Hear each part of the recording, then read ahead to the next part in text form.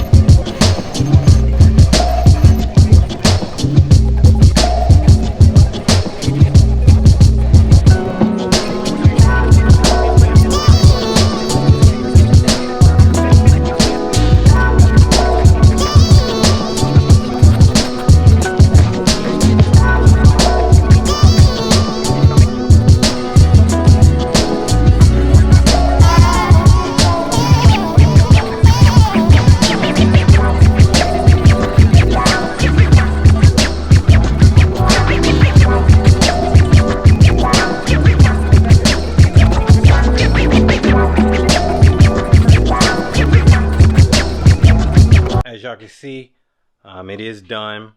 The frame is shortened. It was pretty straightforward. A little different video today. I didn't do any talking or anything. I'm sure some of you may like it because I do talk a lot sometimes. I did go ahead and get it finished. Again, it was pretty straightforward. I just followed the instructions that brothers give you. The template is real good. The instructions are pretty good as well. And everything is just straightforward. I mean, if you were on the fence about whether you can get it done or not, you can definitely get it done in a day. I did it myself and had no issues. The tools that they tell you to get it done, you can definitely get it done with those tools. I did use a plasma cutter a couple times.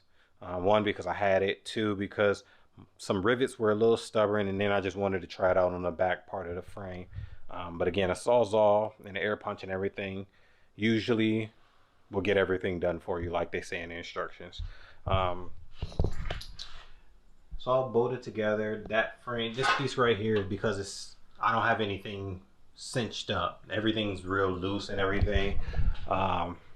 Because I just put it together so I can move it around the garage right now. Because it's about time for me to clean up. I got to go get my wife and daughter and everything.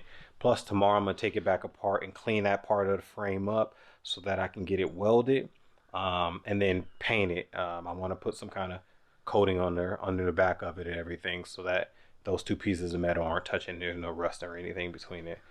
Instructions don't say that you need to do that. The videos that I've watched don't say that you need to do that, but I'm gonna personally do that just so I feel comfortable. But yeah, I appreciate y'all taking the time and watching my videos. I appreciate y'all rocking with me. Like, comment, subscribe, or anything that you feel the need to comment on or anything. But that's pretty much it for this video. And I'll catch y'all in the next one.